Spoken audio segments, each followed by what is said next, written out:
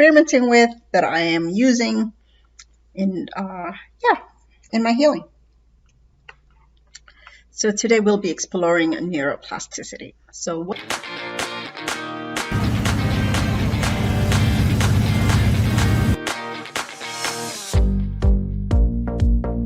is neuroplasticity? Where did it come from? First, we'll look at the history of it, and then we will look at the significance of it for our purposes. Everything has a specific purpose. We do not just want to dilly-dally with information that is not relevant to us. So that is that. So first, we're going to figure out the definition of neuroplasticity. So just go to Wikipedia. It is a safe bet. So basically, neuroplasticity is a neuroplasticity, also known as the neuroplasticity or brain plasticity. In essence, what they're saying is your brain has a capacity to make new connections. And in the past, they thought that after a certain age, that does not happen. Like that saying, it's hard to teach an old dog new tricks. That is not true. At whatever age that you're in life, you have the capacity with your determination to learn new skills, change your habits, and evolve as you wish. And this has been an interesting research that has evolved over time. And as time goes on, we find that more and more of that is so true. And the science is also backing that up. So first, I would like to go to the NIH. Here, adult neuroplasticity, the new cure for major depression.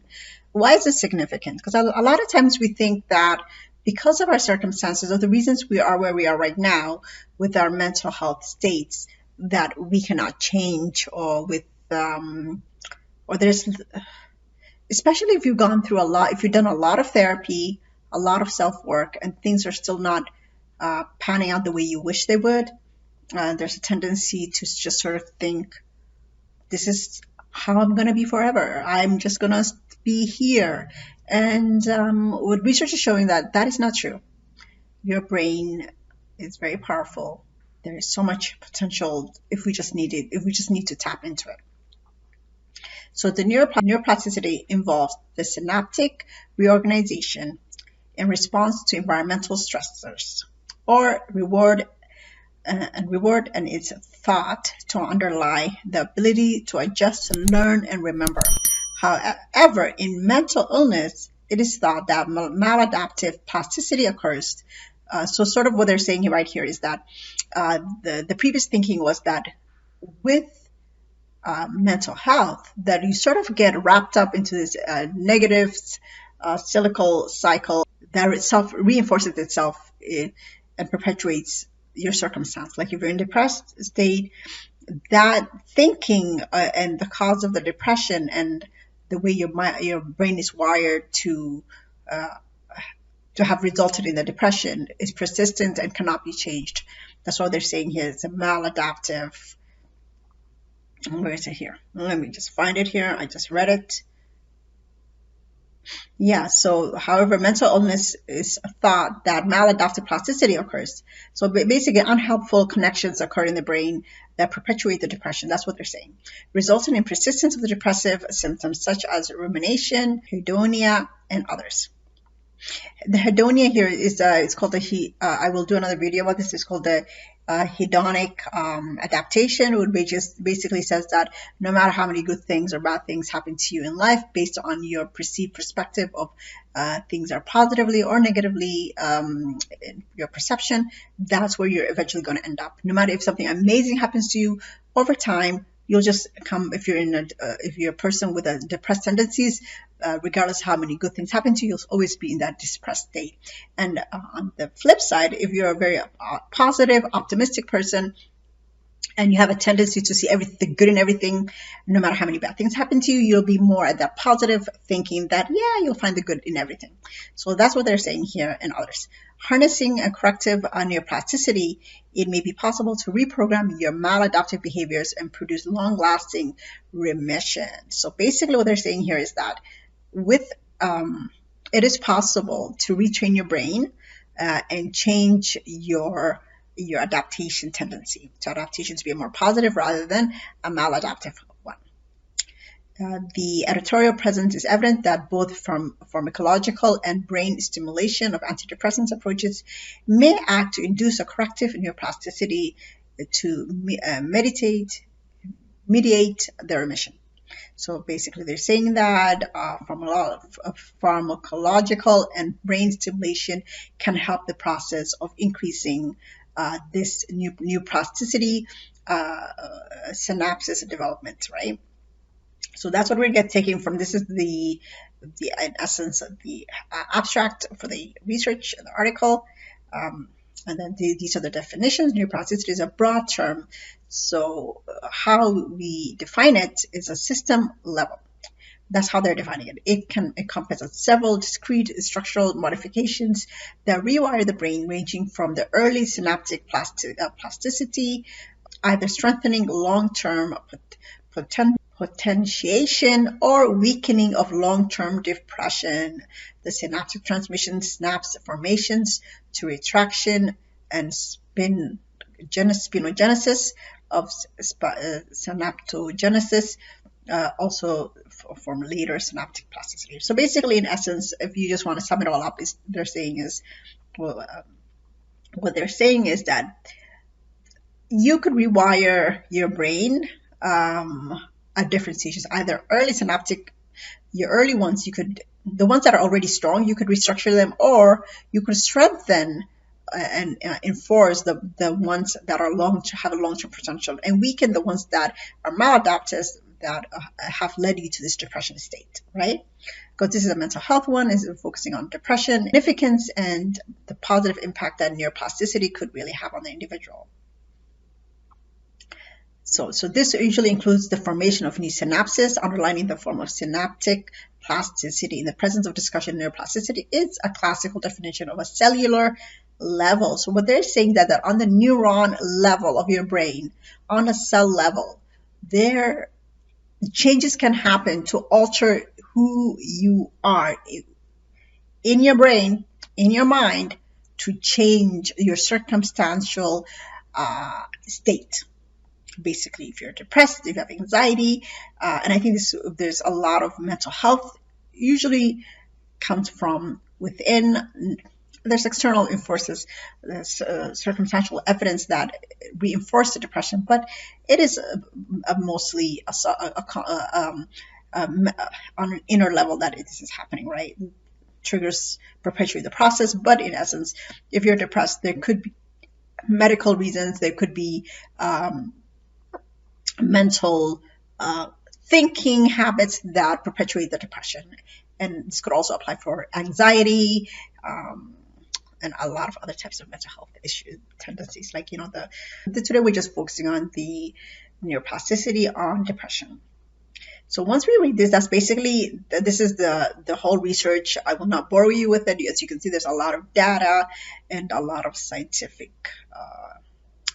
and a lot of research that's been done, as you can see, as the references. But then we'll go to this one. This one, I think, is much more easy to digest, and that is, oh yes, this is the one. It's the MIT Press. So this is a book on the cognitive sciences, on psychology, and it's emphasizing on neuroplasticity. So basically, this is the author, Moheb Kostendi.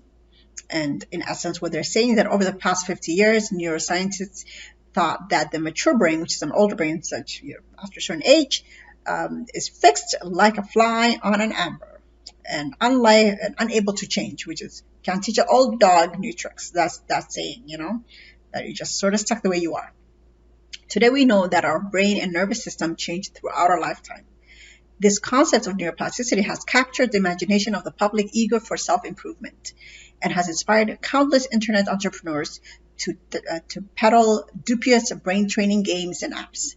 In this book, Moheb Konstandi offers a concise, engaging overview of the neuroplasticity of the general reader, describing how a brain changes continuously in response to our actions and our experiences. And I think that's really what is, in essence, what I wanted to explore with you, is that change is possible, and that there are ways we could all rewire our brain. To rewire our brain to such a sustained cognitive task as learning musical instruments, a new language, things that are really like you could test the effects of it. He tells the brain compensates after a stroke or injury, describes addiction or pain in a maladaptive form. The neuroplasticity considers a brain change that accompany childhood, adolescence, parenthood, and aging. Each of our brain is a custom built. The neuroplasticity of our heart is at the heart of what makes us human. And I think this always goes back to the same message that I love to share with you guys, is that you are a whole person. You are a spiritual being. Your brain and all these things and your physical body, regardless of what happens to you, you are a body of energy. That's what the spirit is. That's what your soul is a body of energy. And a lot of people I know would definitely argue with me on that. But from my experience and from my in-depth research, I know this to be pretty close to accurate. You might just use different words to describe it, but in essence, that's what it is, right? And with that being said, that enables us to change regardless of what cycle, of what stage of life we are in. Because what it tells us is you are not your circumstances. You are not the events that have happened to you in life. You are not yesterday's aftermath. If we think and we are stuck in thinking that we are yesterday's aftermath, we will forever be unchanged and unable to change our circumstances, because we are always looking at the rearview mirror thinking, oh my goodness, that in the past has defined me in the present. But no, you can redefine yourself every single day. And you could define yourself in a way that is productive and positive to your wellness, to your mental health, to your financial, for like all the aspects, the 6 dimensions of wellness that I talk about, which are socioeconomics, emotional, spiritual, which is the biggest component that we just keep forgetting about. We are spiritual beings.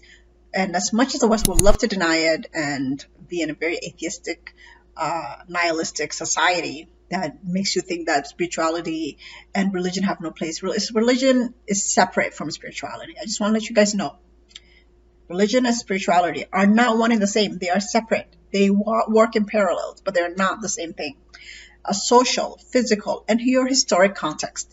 Your historic context is your roots, your ancestral, your inherited traits and generational positive or negative stories and histories that you have that are wired within your subconscious, that are in your DNA. These are things that you find out that there's mental illness in my family, and some event happens and it brings that out. This is a historical context. You know what I'm saying? So we are whole persons, multidimensional. So when you think about neuroplasticity, that's basically what it's saying, is that you're a multidimensional being. You could change your circumstances and rewire your brain at any stage of your life. Just because things have happened, they do not define your future or your present unless you allow them to. So we'll leave it at that for today.